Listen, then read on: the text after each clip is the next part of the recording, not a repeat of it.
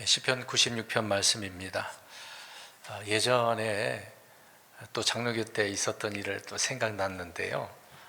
담임 목사님께서 언젠가 설교하시는 가운데에 그리스도인들은 늘 주님 앞에 달라고만 한다. 주시옵소서, 주시옵소서라고만 해서는 안 된다. 이제 그런 말씀들 하시더라고요. 그러면 어떻게 주님 앞에 기도해야 되는가? 그것도 알려줬으면 좋겠는데 그것은 알려주시지는 않고 이제 계속 달라고만 하는 그 잘못된 부분만 지적을 하신 면이 있었습니다. 그래서 그 말씀을 듣고 오랫동안 고민을 했어요. 성경을 그 당시에 잘 모르니까 어떻게 해야 될까? 이제 그러면 주시옵소서 말고 다른 말로 어떻게 표현을 해야 할 텐데 어떻게 되는가?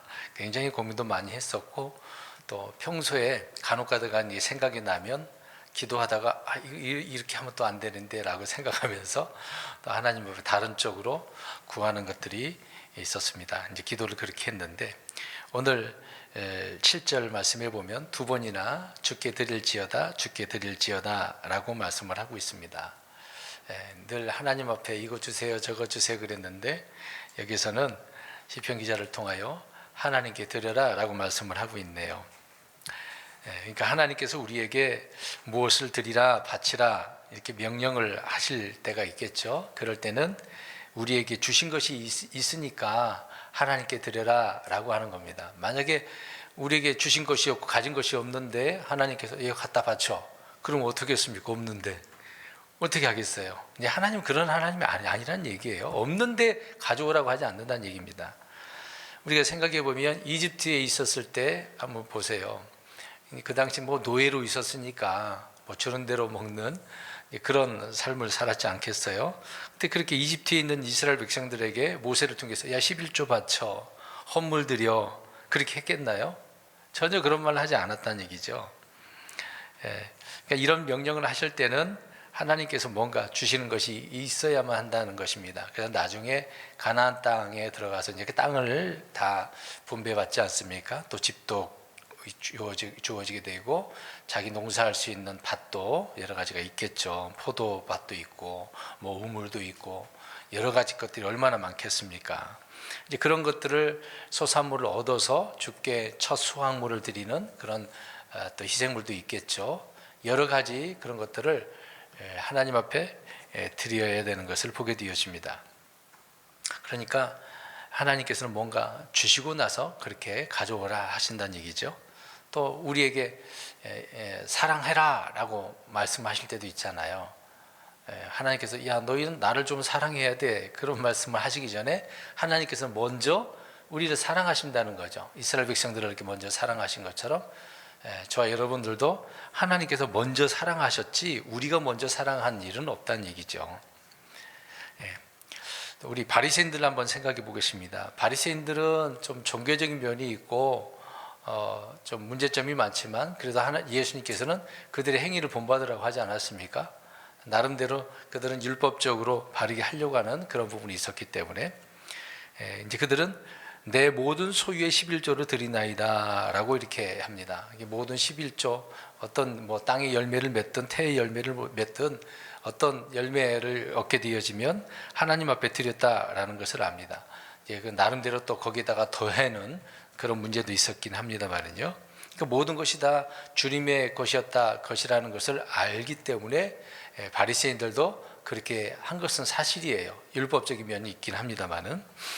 이런 것을 우리가 생각해 보면 우리는 주님께 드려야 될 것이 무엇이 있는가. 많은 사람들이 주께 받을 것을 생각하고 늘 기도하고 간구하잖아요. 앞에서 말씀드린 것처럼 모든 성도들이 대부분 그렇습니다. 주시옵소서 주시옵소서 계속 반복을 합니다.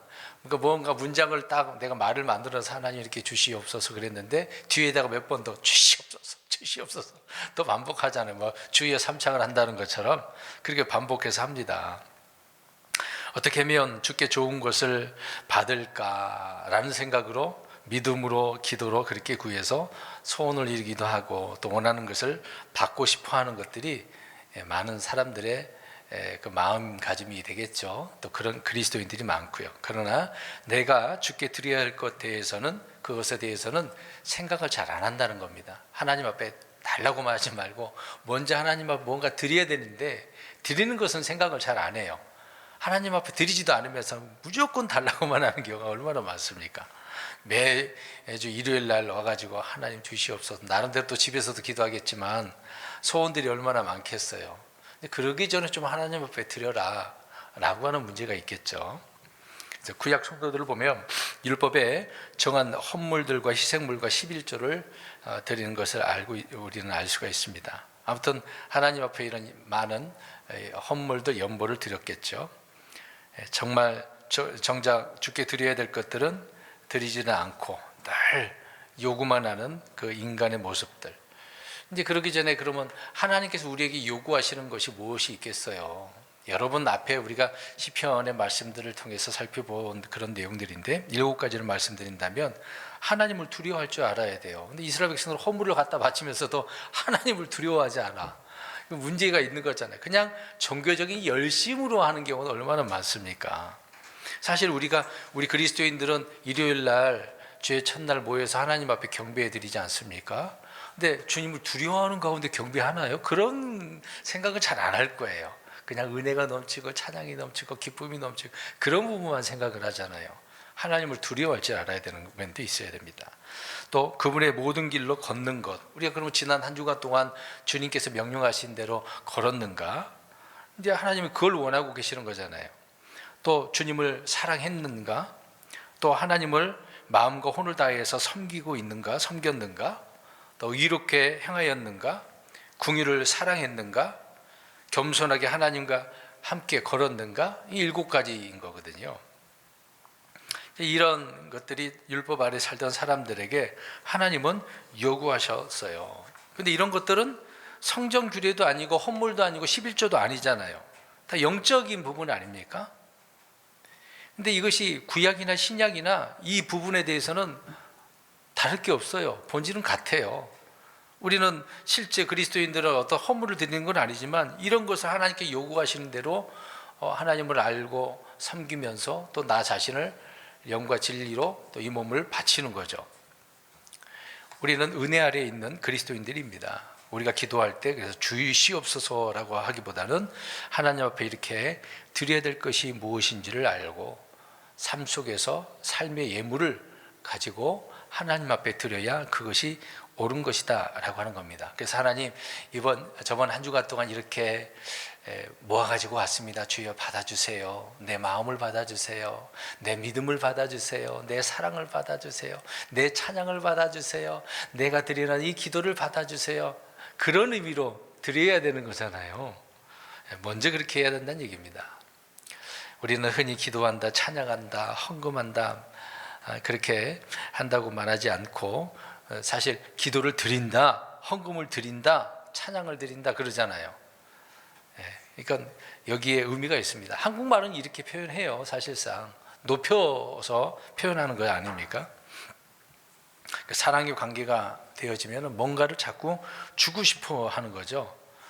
만약에 사랑하는 관계인데 받고 싶다고 한다면 그 문제가 있지 않습니까? 내가 자꾸 뭔가 주고 싶고 내가 뭐 해주고 싶고 그게 사랑하니까 그러는 거잖아요. 하나님과 저와 여러분의 관계도 그런 부분이 아닌가 생각되어집니다. 그래서 먼저 주님 앞에 드리고 요구할 것은 또 요구해야죠. 드리지도 않으면서 요구하면 안 된다. 우리가 드려야 된다라고 할 때는 의의 희생물을 드리라고 했습니다. 찬양이고 감사고 기도고 기쁨의 희생물이고 영광을 돌려드리고 영적 희생물을 드리고 내 몸을 드리는 거고 또 좋은 열매를 우리가 삶에 있어서 말씀을 통해서 열매를 맺는 것들이 있지 않습니까? 그거 드려야 되겠죠. 성령님의 열매는 내가 맺는 게 아니라 성령님이 맺는 것이니까 성령님의 열매고 내가 맺는 또 열매가 또 있어야 되겠죠. 이런 것들을 하나님 앞에 우리가 드려야 된다라고 하는 겁니다. 그것을 먼저 말씀을 드렸고 한 절씩 보도록 하겠습니다. 96편 1절 오 새 노래로 주께 노래하라 온 땅이여 주께 노래할지어다. 시편은 주로 찬양, 노래에 대한 부분이 많이 나옵니다. 새 노래로 하나님께 찬양을 드리라라고 하는 그런 말씀들이 많이 있죠. 노래, 새 노래, 또 그런 노래로 노래하라라고 표현하고 있네요. 또 노래할지어다 이런 표현을 계속 여러 번 강조를 하고 있습니다. 기독교라고 한다면 다른 종교라고 비교한다면은 이 부분이 굉장히 많이 차이가 날 것이라고 생각되어집니다. 물론 타 종교에도 음악은 있어요. 종교 음악은 다 대부분 있거든요. 근데 타 종교의 음악을 들어보면 어떨까요? 우리 일반적인 생각을 가지고 타 종교 음악을 들으면 어떨까요? 막 감동이 됩니까? 근데 좀 듣기가 좀 거북하고 뭐 이렇게도 음악을 만드나? 그런 경우도 간혹 있는 부분이 있습니다. 근데 여기에 1절 말씀처럼 노래하는 거잖아요. 예배의 핵심 중에 하나가 노래 아닙니까? 우리 교회 이제 주보에다가 다 기록을 해놨지만 찬양을 많이 합니다. 물론 적게 하면은 어떤 교회는 뭐 서너 곡 정도는 하더라고요. 네, 저는 거의 7곡, 5곡 이상씩 많이 부르잖아요. 여러 번 더 부르기도 하고. 예배, 경배의 핵심이 노래이기 때문에 찬양은 반드시 하나님 앞에 드려야 되는 부분이어서 삽입돼서 우리가 부르고 있는 것입니다.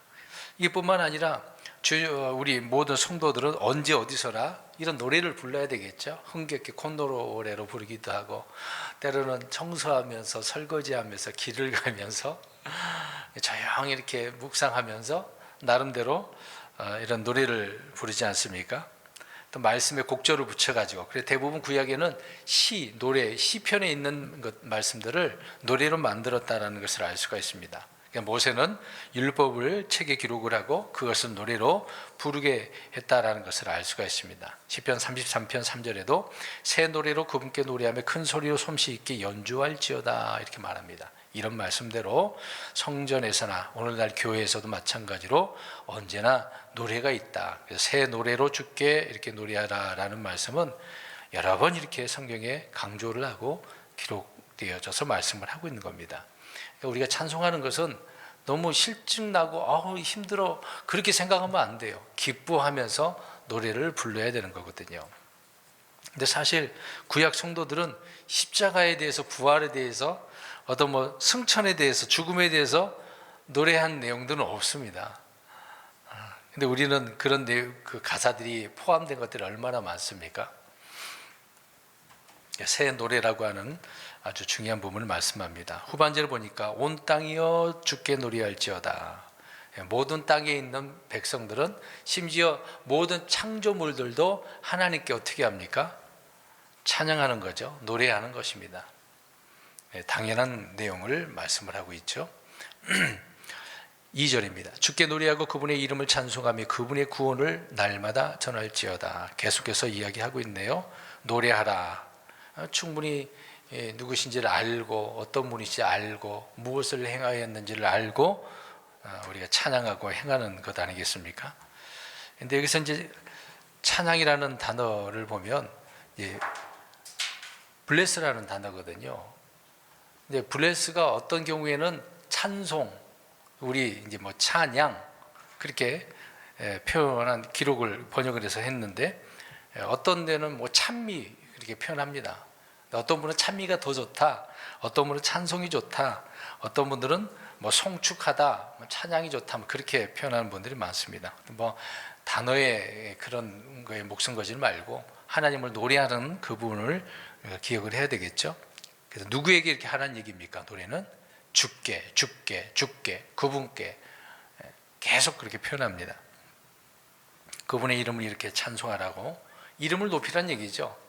주님의 이름을 부른다, 찬송한다, 섬긴다, 이런 표현을 하고 있는 겁니다. 우리는 다 죽어있는 어떤 우상이나 어떤 형상에게 찬송하는 게 아니라 살아계신 하나님의 이름을 부르면서 찬송하는 거죠. 하나님의 이름을 아무 이름을 갖다가 똑같이 그렇게 할 수는 없지 않습니까? 죽은 것에다가, 말도 못하는 것에다가 하나님이라고 하면 안 되겠죠. 저 금송아지를 이스라엘 백성들이 어떻게 불렀습니까? 아론을 통해서 주 하나님, 이집트에서 이끌어내는 하나님이라고 그렇게 불렀거든요. 그러면 안 되는 겁니다. 오직 하나님께만, 홀로 계신 하나님께만 그 이름이 있는 거죠. 저와 여러분이 예수 그리스도의 이름을 부르고 그분 앞에 이렇게 엎드려서 존귀와 영원한 이름을 높이고 감사로 이렇게 표현할 때 주님의 이름을 찬미하는 것입니다.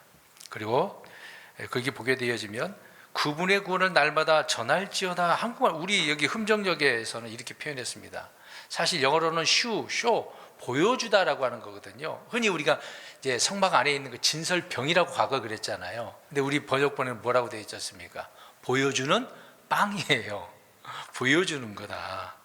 근데 우리 여기서는 전하다라고 표현을 했거든요. 예, 뭐 전한다, 보인다, 뭔가 드러내서 알린다, 이제 그런 의미가 되는 거겠죠. 예, 하나님께서 어떤 분이신지, 우리 예수님은 구원자시고 또 예수님을 통해서만 구원의 길이 되니까 구원의 말씀이 있고 또 믿음의 창시자, 구원의 창시자이기 때문에 이런 예수님을 우리는 구원받은 자로서 예수님을 선포하고 보이는 사람들이다라고 하는 것입니다. 그래서 2절에 이런 하나님을 찬송하고 보여줘야 된다, 전해야 된다라고 말씀을 하고 있습니다. 3절, 그분의 영광을 이교도들 가운데 밝히 알리고 그분의 이적들을 모든 백성들 가운데 밝히 알릴지어다. 1, 2절에서는 노래하라고 표현하고 있는데 지금 3절에서는 뭐라고 합니까? 밝히 알리는 것도 밝히 알려주래요. 밝히. 누구에게? 이교도들과 모든 백성들에게. 하나님의 영광과 이적들이 이런 거야. 너 모르지? 하나님의 영광이 얼마나 아름답고 위대하고 높은지를 알아? 그리고 주님께서 어떤 이적들을, 기적들을, 표적들을 보여줬는지 알아? 이런 것들을 알려줘야 돼요. 이제 그걸 우리가 알린다라고 할 때 말로 표현하는 거잖아요. 선포하는 거 아니겠습니까? 주님의 영광을 선포해야 된다, 이적들을 선포해야 된다라고 말씀을 하고 있습니다. 이스라엘은 주님의 율법을 그들은 지켜야 되잖아요. 지킴으로써 그들이 이교도들과 전적으로 구별된 백성이고 또 민족이고 하나님이 통치하시는, 어떻게 보면 신정국가잖아요. 그런 독특한 모습을 보여줘야만 해요. 보여줘서 우리 하나님 이렇게 영광스러운 하나님이야, 우리를 이집트에서 데리고 나오신 하나님이야. 나올 때에 소문 듣고 가나안 족속들이 알고 벌벌벌 떨었잖아요, 사실상. 근데 들어가서 친히 보여줘야 되는데 어떻습니까? 그런 하나님을 경험해 놓고서도 보여주지 않았잖아요. 영광을 드러내지 못한 부분이 있죠. 그러니까 이스라엘 백성들은 가나안 땅에 들어가서 그 가나안 땅의 이교도들의 풍습, 문화, 종교를 다 받아들이고 거기에 동화되어 버렸기 때문에 하나님의 영광을 밝히 알리지 못했다라고 하는 문제입니다. 어찌됐든 이스라엘 백성들이 이렇게 표현하고 있죠. 저와 여러분들도 마찬가지로 주님의 영광을 선포해야 되는 것은 당연한 것입니다. 뭐 이적들은 말로 표현할 수 없겠죠. 우리는 뭐 이적들을 경험한 건 아니잖아요. 이스라엘 백성들처럼 눈으로 본 것도 아니고, 이스라엘 백성들은 눈으로 보고 친히 경험도 하고 어떻게 보면 누가 옆에서 죽는 것도 봤기 때문에 얼마나 식겁했겠습니까? 이렇게 하다가 우리도 죽겠구나. 하나님 때로는 영광이 구름 가운데 나타나 또 말씀도 하셔. 그럴 때마다 우리 죽겠구나. 머리 숙이면서 모세한테 우리 보다가 우리 죽겠으니까 우리에게 나타나지 말아달라고 여러 번 그런 강조를 하는 부분도 있지 않습니까? 어찌됐든 이렇게 주님의 영광과 이적들을 밝히 알리고 선포해야 되는 그런 부분이 있다. 4절입니다. 주께서는 위대하시니 너희는 그분을 크게 찬양하고 그분을 모든 신들보다 더 두려워할지어다. 한국말에는 빠진 게 있어요. 4절과 5절에 앞에 이는 뭐뭐 때문이다라고 하는 그 이유를 4절, 5절에 표현합니다. 그러니까 1절, 2절, 3절에 대한 부분에 4, 5절은 그 이유를 설명을 하고 있는 거예요. 그러면 노래하고 전하고 밝히 알리는 그 이유가 뭐 때문인가? 4절에 하나님은 어떤 하나님이기 때문에, 위대하신 하나님이기 때문이다. 위대하다. 저번 주에 말씀드렸습니다만은 크신 하나님이란 얘기예요. 위대하다가 이제 크다는 얘기 아닙니까? 하나님은 크신 하나님이기 때문에 이런 하나님을 선포하고 밝히 알려야 되고 노래해야 되는 부분이다. 또 그분을 모든 신들보다 더 두려워하라라고 이야기하잖아요. 모든 신들은 누구를 말하는 걸까요? 우상들은 빼고 우상들은 다 죽은 것이니까 하나님이 만들어 놓은 천사들, 또 우리도 신이라고 불릴 수가 있겠죠. 그 어떤 것보다도 하나님을 두려워해야 된다. 그러니까 두려워하지 말아야죠. 세상에 누가 사람이 만들어 놓은 것도 두려워할 것도 없고. 하나님은 크신 분이기 때문이다. 5절 또 그 이유입니다. 민족들의 모든 신들은 우상들이나 주께서는 하늘들을 만드셨도다. 자, 민족들의 모든 신들은 우상들이래요. 왜요? 진짜예요? 사람이 만든 가짜 신이잖아요. 아무것도 아니에요. 말도 못하고 내 기도도 들어주지도 않는데 그것들이 신이 아니기 때문에 뭘 만들어낼 수는 없어. 그러나 우리 하나님은 하늘들을 어떻게 하시는 분이에요? 만드신 창조주 하나님이란 얘기예요. 그게 우상과 차이점 아닙니까? 비교할 수도 없는 거지만 우상은 창조주가 아니란 말이에요. 신이 아니란 말입니다. 근데 신 앞에 가가지고 막 구걸하고 뭐 빌고 있고 그런 내용이 에스겔서에 나오잖아요. 환상 가운데 가서 봤는데 거기서 빌고 있어. 참 이게 얼마나 안타까운 하나님께 분노하실 일이겠습니까? 주님은 창조주 하나님이다. 그러기 때문에 이런 하나님을 노래하고 찬송하고 전하고 밝히 알려야 된다라는 말씀을 하고 있는 겁니다. 6절 존귀와 위엄이 그분 앞에 있고 능력과 아름다움이 그분의 성소에 있도다. 5절 6절 같이 이어서 부분이 되겠죠. 하나님 앞에 뭐가 있어요? 존귀와 위엄. 하나님의 그 권위를 말하고 있는 겁니다. 주님의 권위가 얼마나 존귀하고 위엄스러운지를 말해주고 있죠. 또 주님은 능력과 아름다움이 그분의 성소에 계시는 곳에 있는 거죠. 하나님이 그런 하나님이시니까 얼마나 아름답고 능력이 있는 그런 분이기 때문에 이런 하나님을 알리고 노래하고 찬송하고 밝히 알려야 된다라고 말씀을 하고 있는 겁니다. 7절입니다. 오 백성들의 족속들아 너희는 영광과 능력을 주께 드릴지어다. 주께 드릴지어다. 백성들의 모든 족속들아, 백성들의 족속들아. 그러면 이 땅에 있는 모든 족속 다 포함하는 거겠죠. 특히 이제 이스라엘 백성들을 표현한다면 너희는 그럼 이스라엘 백성들은 영광과 능력을 어떻게 해요? 누구에게? 주님께 드려. 왜 영광은 누구의 영광이니까? 하나님의 것이니까. 능력도 주님께서 주시는 능력인데 주님께 드려야 되는 것 아닙니까? 그럼 주님의 능력 한번 보겠습니다. 하늘에서 눈이 내리고 비가 내리고 이슬이 내리고 그 누가 그렇게 해주겠어요? 사람이 할 수 있습니까? 이 자연적인 걸 어떻게 사람이 이걸 해낼 수가 있어요? 인공적인 인공눈도 있고 인공비도 만들기도 하긴 하더라고요. 그건 지극히 제한적이잖아요. 근데 하나님은 그렇게 하시는 분이에요. 또 하늘에 창고가 있다고 하지 않습니까? 우박 창고, 눈 창고, 비 창고 다 있어요. 노아 홍수 때 하늘에 창이 열렸다고 그랬잖아요. 그 창을 통해서 물이 막 쏟아진 거 아닙니까?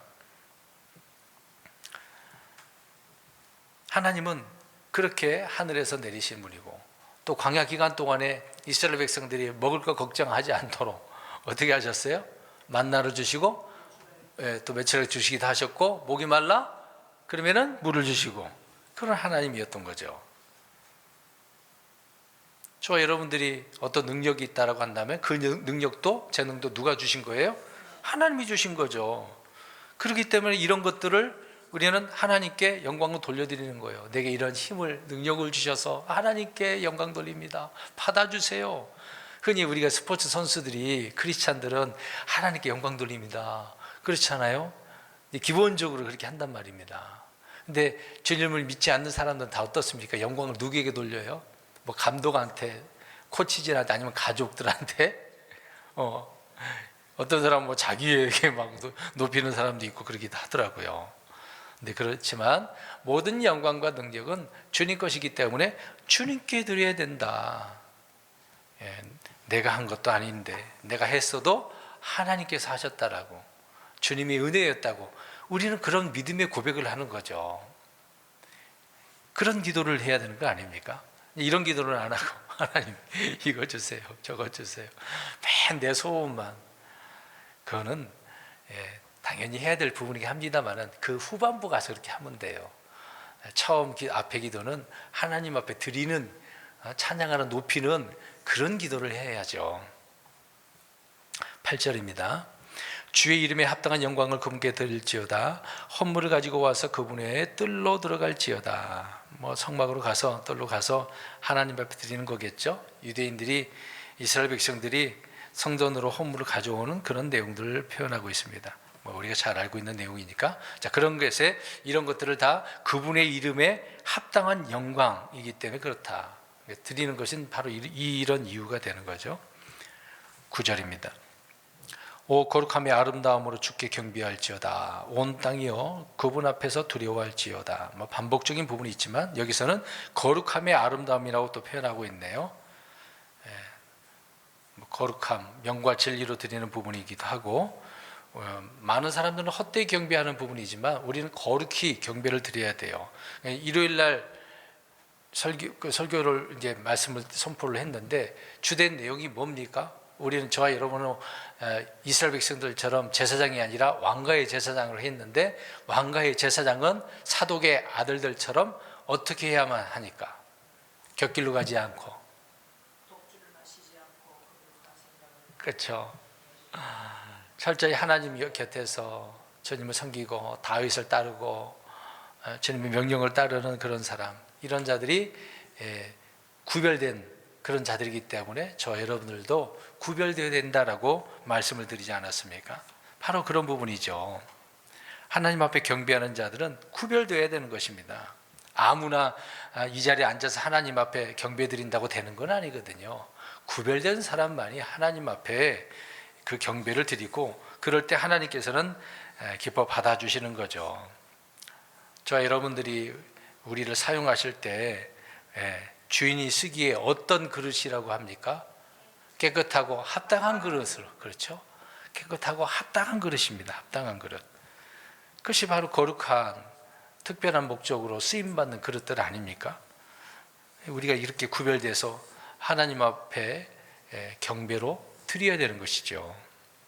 10절입니다. 주께서 통치하심을 이교도들 가운데서 말할지어다. 세상도 굳게 서서 흔들리지 아니하리니 그분께서 백성들을 의롭게 심판하시리라. 하나님께서 통치하시고 심판하시네요. 이교도들 가운데서 말하라고 이야기합니다. 이교도들은 자기들이 다스리고 우리가 할 수 있다고 하겠죠. 우리의 힘으로. 그래서 믿지 않는 자들은 다 떼거지로 올려오잖아요. 민주주의도 좋은 거. 성경은 민주주의 말하고 있지 않거든요. 뭐 공산주의, 사회주의 상관도 없어요. 성경은 절대 군주제예요. 하나님 명령대로 해야만 하는 거거든요. 그러니까 많은 사람들에게 하나님이 다스리는 거야. 정치인들한테 가가지고 너희들이 뽑아놓긴 했습니다만 너희들이 다스리는 게 아니고 하나님이 다스리는 거야. 하나님의 권위에 복종을 해서 법을 만들고 해야지. 그런 말을 해야 옳은 거잖아요. 교회가, 목사들이 그런 말을 좀 표현을 잘해야 돼요. 근데 누구는 저 사람 죽어야 된다고 표현하고 있고 저 사람 없어야 된다고 그러고 있고, 참 수준이 낮아요. 솔직히 말을 해서 뭔가 언급하려면은, 잘못된 거 지적하려면은 성경적으로 바른 표현을 해야죠. 그러면은 꼼짝 마예요. 내 말로 뭔가 꾸며서 하려고 그러면 책망받을 수 있는데, 하나님의 진리의 말씀을 가지고 하잖아요. 세상 사람들도 뭐라 할 수가 없어. 하나님의 말씀의 권위가 있기 때문에 그래요.